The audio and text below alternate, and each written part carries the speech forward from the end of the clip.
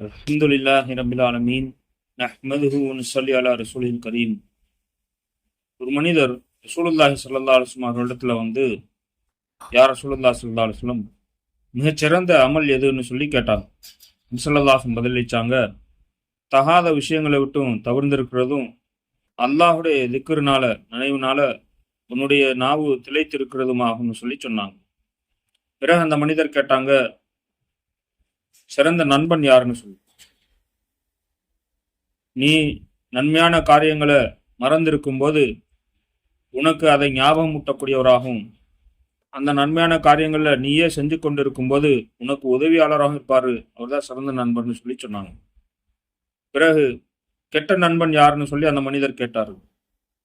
நபி ஸல்லல்லாஹு அலைஹி வஸல்லம் பதில் சொன்னாங்க, நன்மையான காரியங்களை நீ மறந்திருக்கும் போது உனக்கு ஞாபகம் ஊட்ட மாட்டான், அதே நேரத்தில் நீயே நன்மையான காரியங்களை செய்ய போகும்போது உனக்கு உதவி புரிய மாட்டான்னு சொல்லி சொன்னாங்க. பிறகு மிகப்பெரிய ஆலிம் யாருன்னு சொல்லி இந்த மனிதர் கேட்டாங்க. நபி ஸல்லல்லாஹு அலைஹி வஸல்லம் சொன்னாங்க, அல்லாஹ்வை அதிகமாக அஞ்சக்கூடியவர் தான் அப்படின்னு சொல்லி சொன்னாங்க. பிறகு கேட்டார் அந்த மனிதர், யாருக்கு அருகில அதிகமாக உட்காரணும்னு சொல்லி கேட்டாங்க. நபி ஸல்லல்லாஹு அலைஹி வஸல்லம் சொன்னாங்க, யாருடைய தோற்றம் கண்டு அல்லாஹுடைய ஞாபகம் வருமோ அவருக்கு அருகில் உட்கார வேண்டும்னு சொல்லி சொன்னாங்க. கண்ணியமிக்க அல்லாஹ்வின்றார்களே, நம்முடைய வாழ்க்கையுடைய ஒவ்வொரு தரத்துடைய நிலைமைகளும் பெருமானார் ஸல்லல்லாஹு அலைஹி வஸல்லம் விவரித்து சொல்லிட்டாங்க.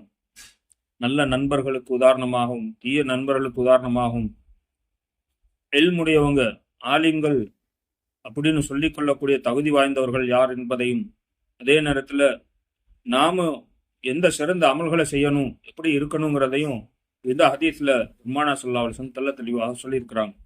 இது போன்ற அநேக ஹதீஸ்கள், அநேக வழிகாட்டுகள் பெருமானார் ஸல்லல்லாஹு அலைஹி வஸல்லம் நம்மிடத்துல விட்டு சென்றிருக்கிறாங்க. நம்முடைய வேலை அதை வாழ்க்கையில் செயல்படுத்தி, வெறும் வாயளவு இல்லாம எங்களுடைய வாழ்க்கையிலும் அதை செயல்படுத்தி அந்த காரியங்களின் நன்மைகளை அல்லாஹ்விடத்தில் பெறக்கூடிய நல்லடியார்களாக மாறுவதுதான் நம்முடைய வேலை. அப்படிப்பட்ட நல்ல மக்களாக அல்லாஹ் நம் அனைவரும் ஆக்கி அருள் புரிவார்.